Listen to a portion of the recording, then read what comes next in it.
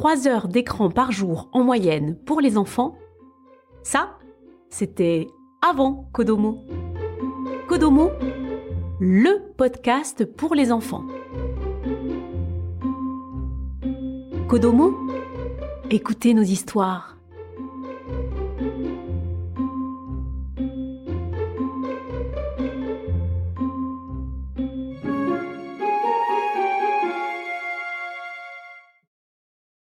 Le papillon. D'après Hans Christian Andersen,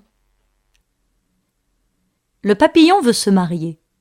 Et comme vous le pensez bien, il prétend choisir une fleur jolie entre toutes les fleurs. Elles sont en grand nombre et le choix dans une telle quantité est embarrassant. Le papillon vole tout droit vers les pâquerettes.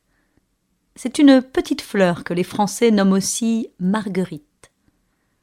Lorsque les amoureux arrachent ces feuilles, à chaque feuille arrachée, ils demandent « M'aime-t-il ou m'aime-t-elle un peu, beaucoup, passionnément, pas du tout ?»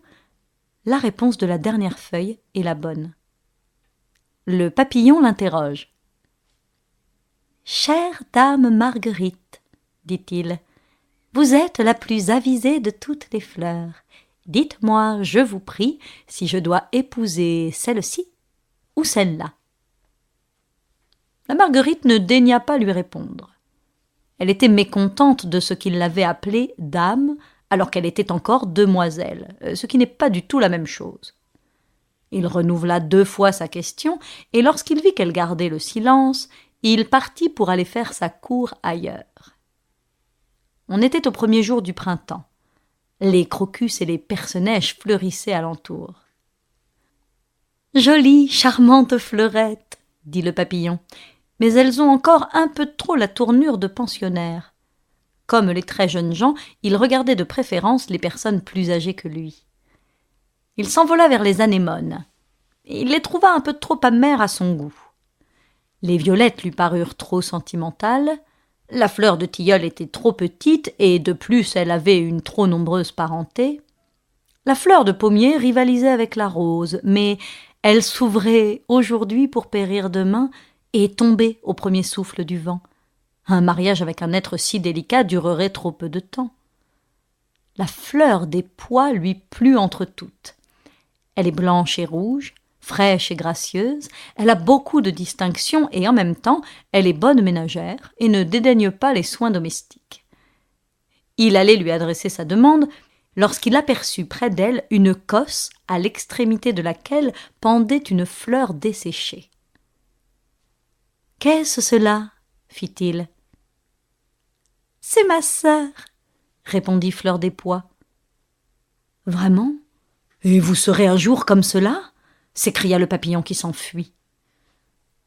Le chèvrefeuille penchait ses branches en dehors d'une haie.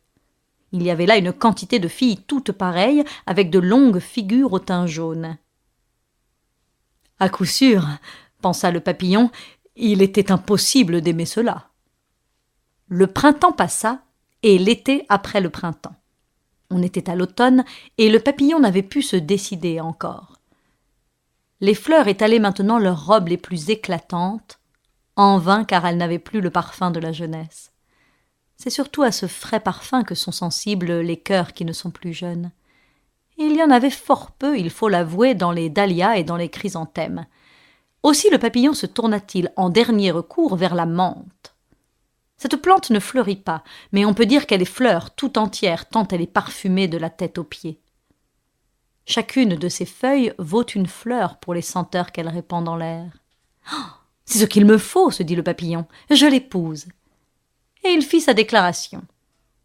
La menthe demeura silencieuse et guindée en l'écoutant.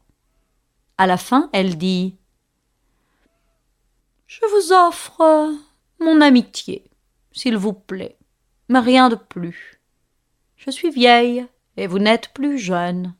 Nous pouvons fort bien vivre l'un pour l'autre, mais quant à nous marier, sachons à notre âge éviter le ridicule. »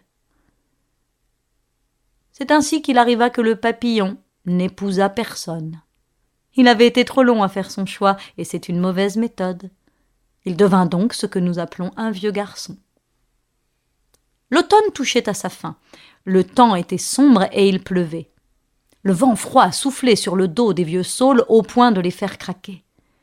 Il n'était pas bon vraiment de se trouver dehors par ce temps-là. Aussi le papillon ne vivait-il plus en plein air. Il avait par fortune rencontré un asile, une chambre bien chauffée où régnait la température de l'été. Il put vivre assez bien, mais il se dit « ce n'est pas tout de vivre, encore faut-il la liberté, un rayon de soleil et une petite fleur ». Il vola vers la fenêtre et se heurta à la vitre. On l'aperçut, on l'admira, on le captura et on le ficha dans la boîte aux curiosités. « Me voici sur une tige comme les fleurs, se dit le papillon. Bon, certainement, ce n'est pas très agréable, mais enfin on est casé, cela ressemble au mariage. » Et il se consolait jusqu'à un certain point avec cette pensée.